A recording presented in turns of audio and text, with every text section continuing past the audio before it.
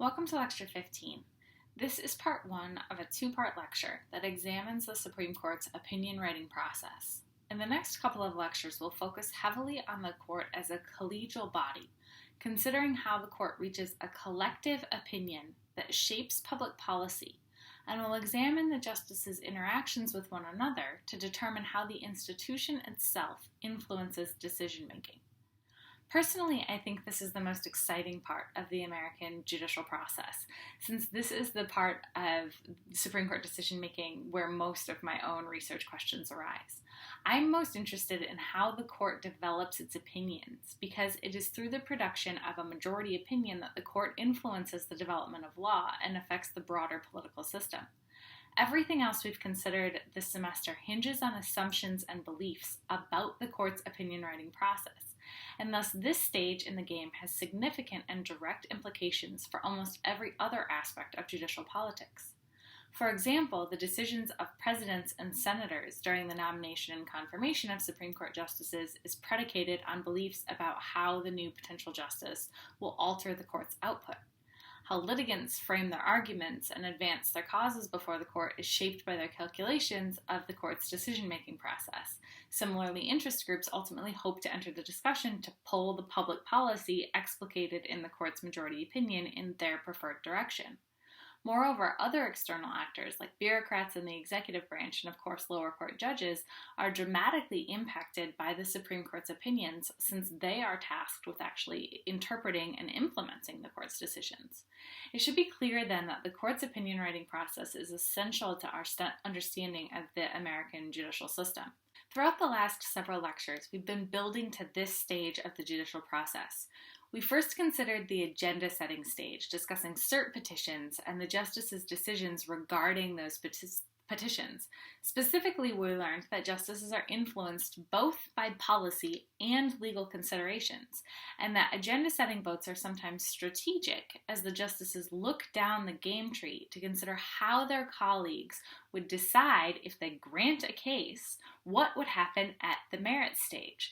So then we turned to the initial phase of the merits stage, considering what briefs look like before oral arguments. And we find that sometimes the language contained in those briefs actually makes it into the Supreme Court's majority opinion. But during this stage, we also considered the role of oral arguments, examining evidence that suggests that oral arguments provide an important forum for the justices to gather information about the case and about the preferences of their colleagues. More specifically, political science research indicates that oral arguments foreshadow case outcomes, in that the party that receives more attention from the court is less likely to prevail on the merits. Additionally, the tone or emotion conveyed in the justices' questions signals how the court is likely to decide a case. Finally, we also learned that the party's attorneys have a sizable influence on the justices' decisions, where more experienced and higher quality attorneys are more likely to win. And now we'll turn our attention to the part of the merit stage that is behind the scenes, beginning with a very brief look at the justices' conference votes following oral arguments. Then we'll turn our attention to the meat of the lecture, focusing on the majority opinion assignment. We'll cover the basic process for assignments and think about what motivates the assignment process, again focusing on the justices' interactions with one another as a collegial body. In the next lecture, we'll pick up where we left off in this sequence and examine the bargaining and negotiation between the justices during the opinion writing stage. And we'll conclude with a brief look at the release of final opinions. Recall that merits briefs that the parties submit are publicly available, and even though there are no cameras in the courtroom, we all have access to the audio and written transcript of oral argument. But after oral argument, the justices close their doors again and work together privately to develop the legal rule in the court's opinion. So to know anything about how the opinion is developed requires quite a bit of investigative legwork. Indeed, we don't actually see anything until the court publicly announces its decision, usually months after the case was first heard by the court.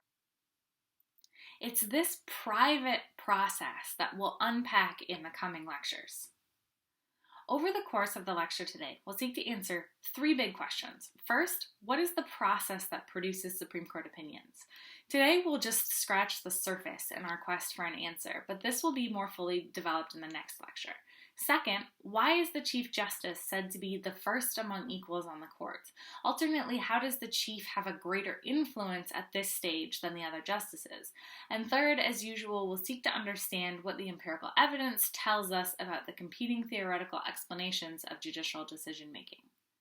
Let's quickly recall the distinction between case dispositions and opinion content. When the Supreme Court decides a case at the merit stage, it does two things. It decides whether to affirm or reverse the lower court decision, and it produces an opinion that provides a legal rationale to justify its collective decision.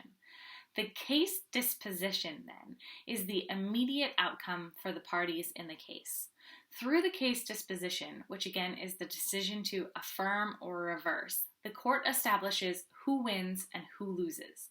The majority opinion of the court provides the general legal rule drawn from the case.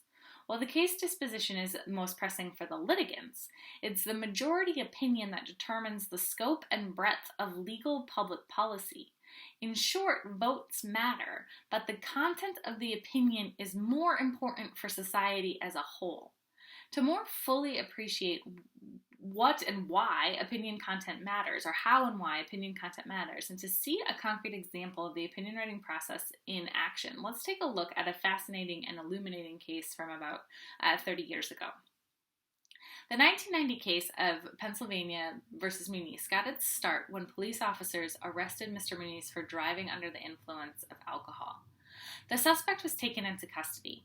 Once they arrived at the police station, the officers began the booking process, asking the suspect routine questions about his personal information, like his name, age, and address. The officers also asked Mr. Muniz if he remembered what year it was when he turned 6. The suspect could not recall. At that point, the officers concluded the booking, read the suspect his Miranda rights, and tossed him in jail. Most of the booking process had been videotaped, and when Mr. Muniz's case went to trial, the prosecutors played the videotape, showing the suspect's slurred speech and his inability to recount when he turned 6. Muniz was convicted. He appealed the case on the grounds that the videotape should not be admissible in his trial, and that the police officers were wrong to question him at all without first reading him his Miranda rights. So again, there are two issues here. One, whether the videotape of the suspect's slurred speech was admissible as evidence in trial, and two, whether the questions asked of the suspect were permissible under the 1966 precedent of Miranda versus Arizona. On June 18, 1990, the court released its majority opinion, which upheld the right to use the videotape, but drew a more nuanced view about the questions asked during booking. In particular, in the opinion authored by Justice Brennan, the Supreme Court drew a distinction between routine questions like name and birth date and address, and analytical style questions like the one that required the suspect to calculate the year that he turned 6.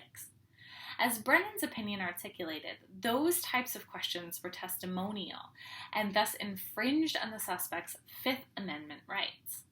This opinion is important because it carved out a routine booking exception to Miranda rights. But the outcome of the case really isn't shocking. From 1969 to 1990, when the case was decided, the court issued rulings that supported criminal prosecutors more than 70% of the time. What is shocking, however, is that the opinion was written by Bill Brennan, who by all accounts had been a staunch supporter of Miranda since its inception. While the court's majority had favored the prosecutor more than 70% of the time, Brennan himself had done so less than 30% of the time. And even more shocking, Brennan diverged from his closest ideological ally, Thurgood Marshall, in this case. So how do we explain this behavior? The answer becomes clear when we dive into the personal papers of the justices, which clearly show Brennan's strategy in this case. First of all, the Supreme Court was split into a multitude of factions, with Chief Justice Rehnquist in the minority. Thus, the opinion assignment fell to Brennan, who was the most senior member of the tentative majority coalition after the initial conference vote. He strategically assigned the opinion to himself. After circulating a first draft of the majority opinion, where he argued that there should not be a routine booking exception in this case, the majority coalition began to crumble. To keep some degree of power over the policy explicated in the court's majority opinion, Brennan negotiated. And he explained his logic in a memo to his usual ally, Thurgood Marshall. He writes, "I have great difficulty acknowledging that any exceptions to Miranda exist. However, everyone except you and me would recognize the existence of an exception to Miranda for routine booking questions, and at least 5 of our colleagues want that exception to be defined broadly. Had my draft opinion suggested that no such exception existed, at least 5, if not more, would have written separately. To put it plainly, Brennan conceded his most preferred outcome so that he could control the opinion and more narrowly draw the exception to the Miranda rights, which he held so dear." He makes that point abundantly clear in a second memo to Marshall, where he notes that he believes he made the best strategic move to accommodate the requests of his colleagues, because if he had lost the opinion entirely, he couldn't be sure what would become of the Miranda precedent. This case raises a theoretical puzzle for scholars of the Supreme Court. Until recently, the two dominant and competing theories of judicial decision-making were the legal model and attitudinal model. Scholars who work within the legal model would say that case outcomes and the decisions that justices make are attributed to legal factors, right? Things like facts of the case, the state of the precedent, and so forth. Attitudinal modelists would say that judicial decision-making relies exclusively on the justice's ideological predisposition. But both of these theoretical explanations would fail to capture Brennan's explicitly strategic behavior in this case. Indeed, Brennan's actions reflected both his policy preferences and a strategic calculation about how to curtail the erosion of the precedent set by Miranda versus Arizona in 1966. So the question is whether Brennan's actions in this case are indicative of general patterns of behavior on the court, or whether this is an anomaly. So when he's acknowledging that he's acting strategically, right, he's controlling the opinion. He's not writing the opinion at his own ideal point. And we know this because he's writing it to Thurgood Marshall. So he's writing it in such a way to capture the votes of at least 5 justices on the court so that he can control the treatment of precedent. We're starting to see at this stage in the game the intersection of all of the things that we've been talking about this entire semester, which is why I find this area to be a particularly ripe and fruitful avenue for research, because it's interesting to see all of these dynamics come to play. This is a fun example, diving into the justices' papers to see this actually put very plainly. But in my own research, I've gathered lots and lots of archival data, and there are very few of these like sort of smoking guns where the justices actually reveal that they're behaving in these strategic ways.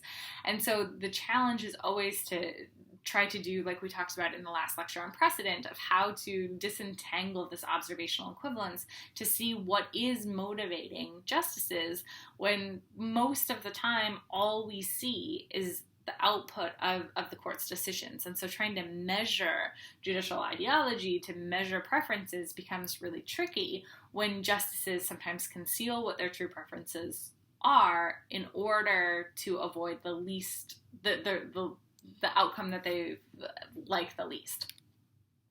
So the strategic model of judicial decision-making, just as a reminder, suggests that the final output of court opinions cannot be exclusively attributed to justices' strict reading of the law or to a simple accounting of the justices' policy preferences. Instead, the strategic model emphasizes the interdependencies between these and other institutional factors inherent in judicial decision-making. In their development of the strategic model to explain what they aptly called the collegial game, political scientists Forrest Maltzman, Jim Spriggs, and Paul Walbeck proposed 2 postulates that broadly define the collegial decision-making on the United States Supreme Court. The first is the outcome postulate, which simply implies that justices prefer court outcomes or court opinions and legal rules that reflect their policy preferences. The first postulate draws from assumptions made by both the legal and attitudinal models. Like the legal approach, this postulate acknowledges the central role of the law. But like the attitudinal approach, this postulate recognizes that since the court's opinion produces its most important policy contributions, the justices are principally motivated to write their policy preferences into law. The second assumption of the strategic model is known as the collective decision-making postulate, which says that justices will try to secure opinions that are as close as possible to their policy preferences by basing their decision in part on the positions and actions of their colleagues.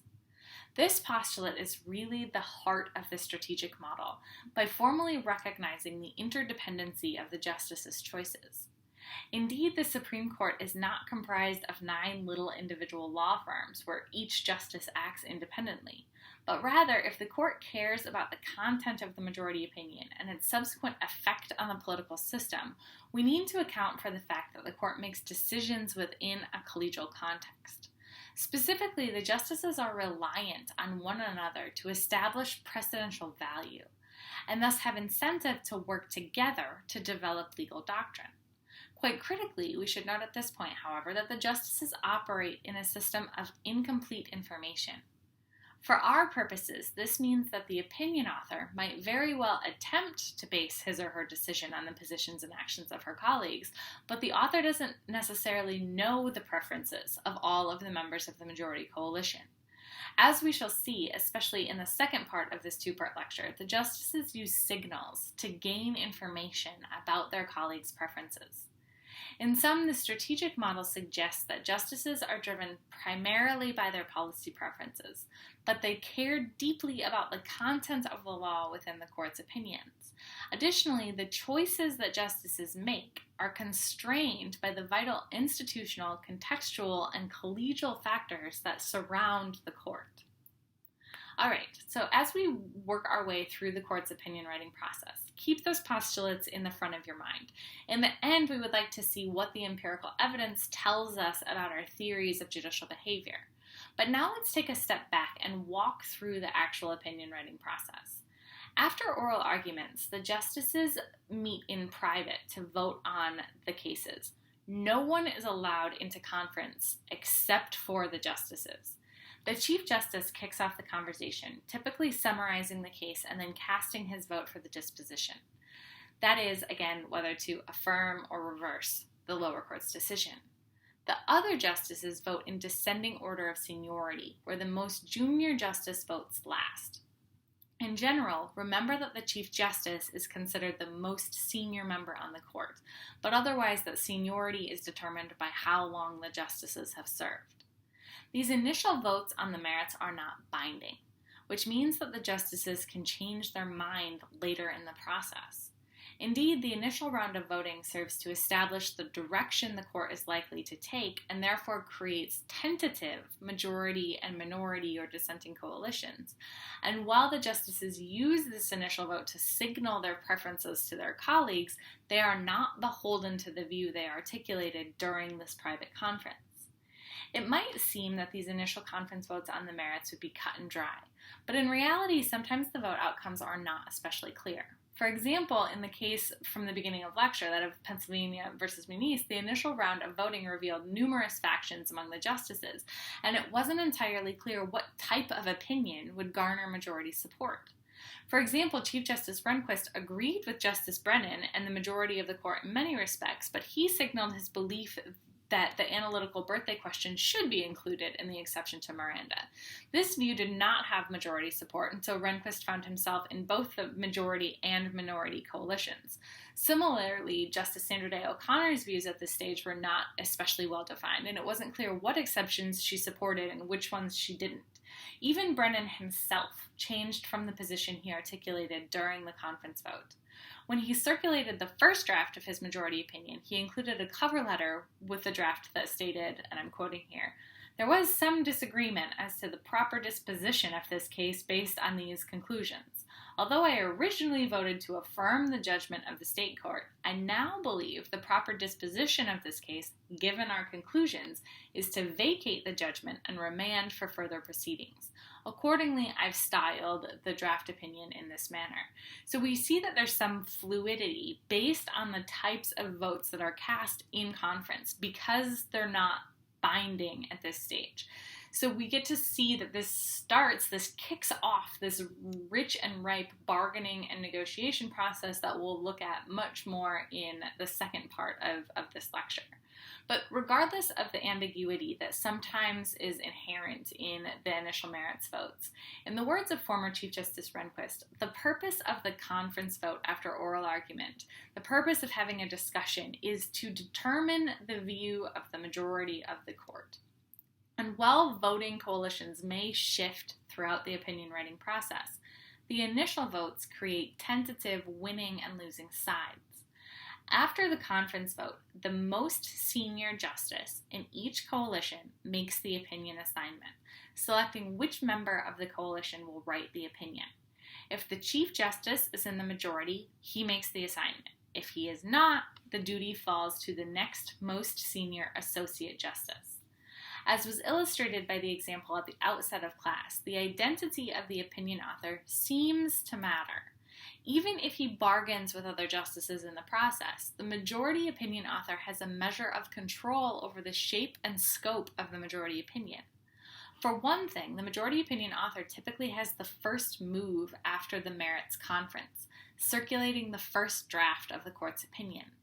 Out of deference to the assigned majority opinion author, the other justices wait to circulate alternating dissenting or concurring opinions until after the opinion author has made the first move. And because it's costly in terms of time and resources for the justices to invest in writing alternate opinions, the majority opinion author exercises a degree of influence in the post-argument conversations that happen between the justices. Thus, the power of opinion assignment gives the Chief Justice an important administrative edge. Associate justices on the court have long acknowledged the Chief's central role in this stage of the judicial process. For example, in 1949, Justice Frankfurter stated, "Perhaps no aspect of the administrative side that is vested in the Chief Justice is more important than the duty to assign the writing of the court's opinion." Justice Fortas argued that sentiment nearly 30 years later when he articulated the importance of opinion assignment, stating, "If the Chief Justice assigns the writing of the court to Mr. Justice A statement of profound consequence may emerge. If he assigns it to Mr. Justice B, the opinion of the court may be of limited consequence." To retain majority opinion assignment authority, the Chief Justice has an incentive to vote with the majority coalition so that he has a degree of influence over the policy explicated in the court's opinion. It shouldn't be surprising then that we see that the Chief Justice does indeed vote with the majority coalition most of the time and thus makes most of the opinion assignments. For example, during his tenure as Chief Justice from 1969 to 1985, Chief Justice Burger assigned more than 85% of the court's opinions. To ensure that he lands in the majority opinion, the Chief Justice also has one other tactical move not afforded to the Associate Justices. Specifically, while the Chief starts the conference discussion about a case, he may choose to pass or defer his vote until after all the other justices have voted. This raises the question about whether Chief Justices strategically pass at conference. In other words, do they defer their own vote to wait to see how all of their colleagues vote in the disposition so that they can just pick the side that won? Chief Justice Burger is notorious for doing this, and there's evidence that he was systematic in deciding to pass. This was just one of the many reasons that some of the Associate Justices loathed Chief Justice Burger. But Burger was a strategic actor. He was more likely to pass his vote in salient cases and when the outcome of the case was uncertain. After Burger's retirement, Rehnquist was promoted to Chief, and he was committed to being a fair-minded Chief Justice.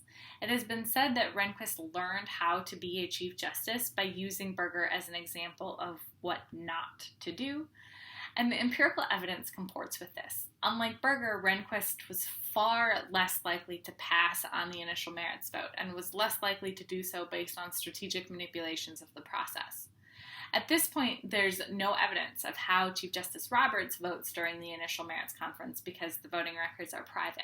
It will be quite a long time before scholars have data about Roberts' role as Chief Justice. So to reiterate, the conference votes establish non-binding majority and minority, or what we call dissenting coalitions. The most senior member in each coalition has the authority to select the opinion author. Well, of course, the majority opinion author is more important since it is the court's majority opinion that develops the legal rule. The selection of the dissenting author follows the same basic procedure.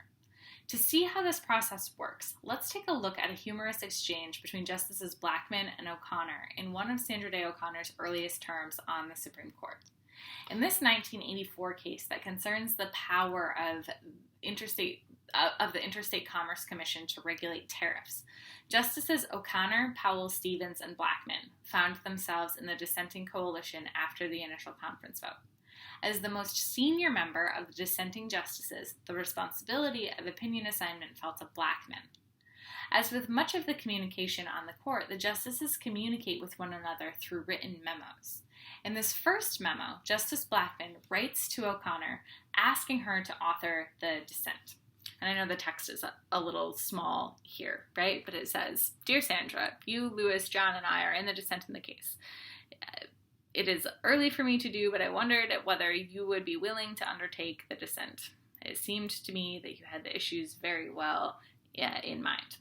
As a relatively novice Supreme Court justice, Sandra Day O'Connor misunderstands that Harry Blackmun is appointing her to write the dissenting opinion, and she writes him back saying she'd rather wait and see what the other justices have to say because she has a lot of work on her plate and doesn't really want to take on another dissent. Blackmun writes her back, clarifying that he wasn't really asking her if she wanted to write the dissent, but rather, as the most senior associate justice in the voting coalition, he was assigning the opinion to her. A sheepish O'Connor responds one last time and accepts the assignment. She includes a handwritten note thanking Blackmun for correcting her misunderstanding of the court's informal opinion assignment process. This little example serves to highlight a couple of important things.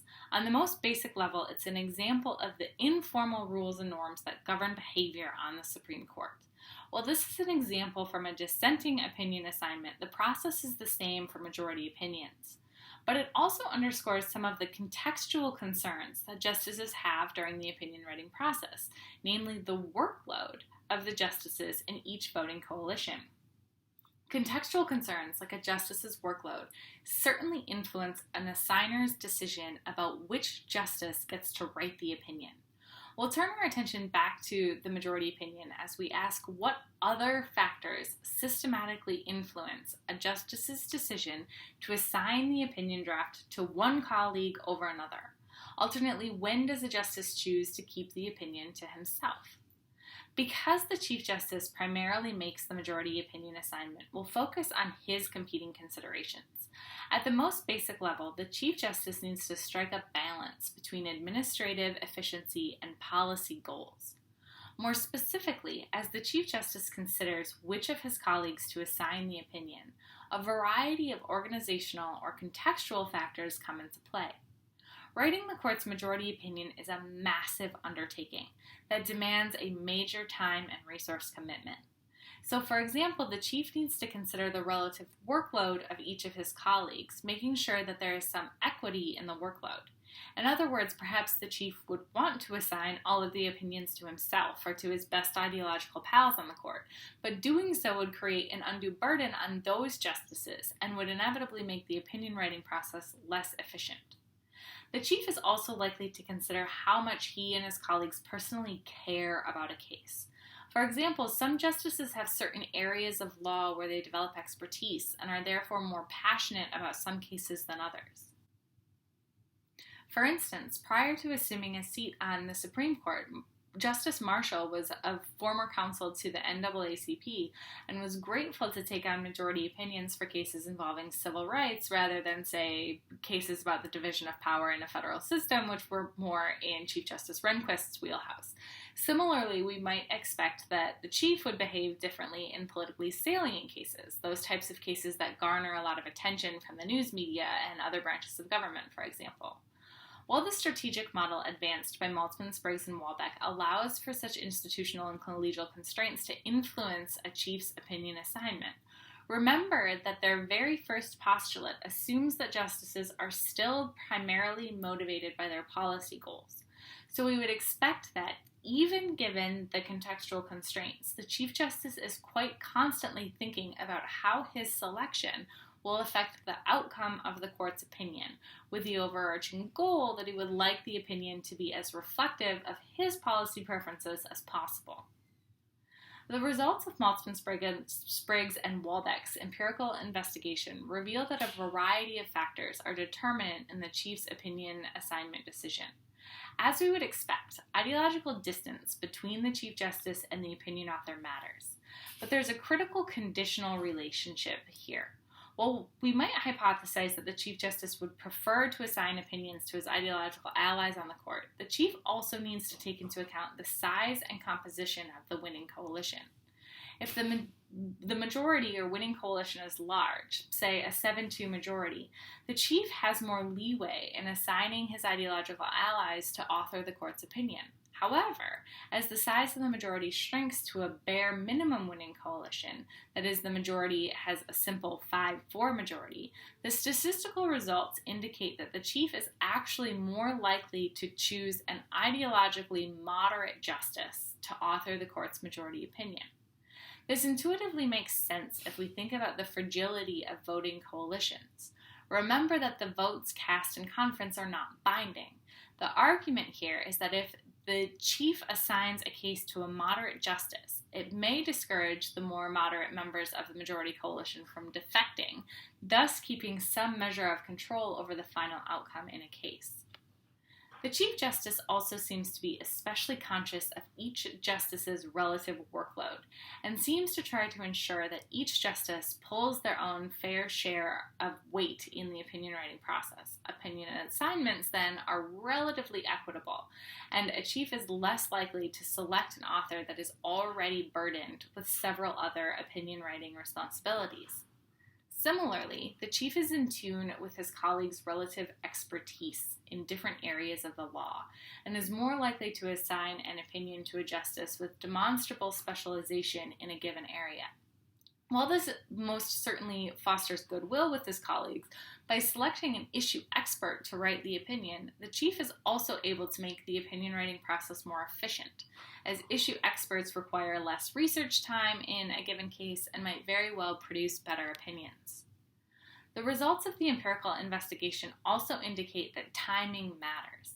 At the end of the term, or as the end of the term draws near, the Chief Justice is more likely to consider the overall workload of the entire court and is less likely to make ideological decisions. Instead, he is more likely to assign opinions to issue experts and to justices who have demonstrated an ability to efficiently produce majority opinions at crunch time. Basically, toward the end of the term, the court just needs to get an opinion released, and other considerations take a backseat to simply getting the job done. And finally, the authors find that case salience matters. When a case is politically salient, the Chief Justice is both less likely to assign the opinion to an ideological opponent and correspondingly is more likely to keep the opinion for himself. In addition to merely understanding the basic components of the judicial system, one of the main goals of the semester has been to understand and evaluate the competing theories of judicial decision-making through a critical examination of empirical scholarship.